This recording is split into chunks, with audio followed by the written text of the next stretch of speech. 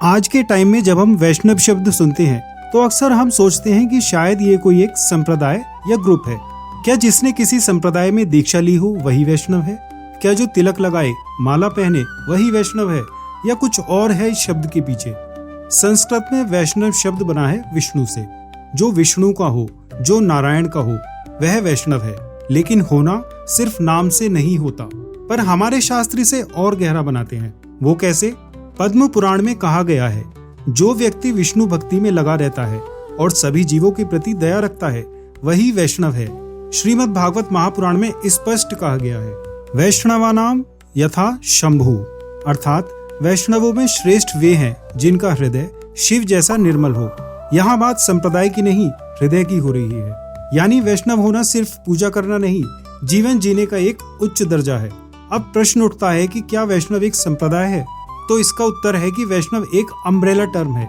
इसके अंडर कई बड़े बड़े संप्रदाय आते हैं, जैसे कि श्री संप्रदाय रामानुजाचार्य, ब्रह्म संप्रदाय माधवाचार्य, रुद्र संप्रदाय वल्लभाचार्य, कुमार संप्रदाय निम्बार्काचार्य, और भी ऐसे अन्य संप्रदाय हैं, जैसे गौरीय वैष्णव संप्रदाय, पुष्टि मार्ग संप्रदाय, वरकरी संप्रदाय। यानी अलग अलग गुरु परंपरा पर लक्ष्य एक ही, भगवान श्री हरि विष्णु की भक्ति। अब थोड़ा समझते हैं कि वैष्णव की असली पहचान महापुरुषों की नजरों से क्या है। लगभग 500 साल पहले श्री चैतन्य महाप्रभु ने एक बहुत सरल परिभाषा दी, जीवे दया, नामे रुचि, वैष्णव सेवा। अर्थात जीवों पर दया, भगवान के नाम में रुचि और वैष्णवों की सेवा, ये 3 गुण वैष्णव की पहचान है।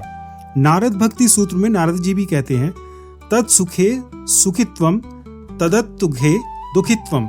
भगवान की प्रसन्नता में प्रसन्न होना, उनके भक्तों के दुख में दुखी होना, यही भक्त का स्वभाव है। वैष्णव एक संप्रदाय नहीं, ये एक स्वभाव है। मीराबाई ने अपने पूरे जीवन से दिखाया, वैष्णव वह है जो सब कुछ छोड़कर केवल प्रभु को थामे। और गोस्वामी तुलसीदास जी ने श्री रामचरितमानस में लिखा है, मंगल करनी कलिमल हरणी, तुलसी कथा रघुनाथ की। वैष्णव वह है जिसके जीवन में भगवान की कथा उसका श्वास बन जाए। तो वैष्णव होना सिर्फ एक लेबल नहीं है, ये एक अंदर की स्थिति है, जहां मन में प्रेम, वाणी में मधुरता और जीवन में भगवान का नाम हो।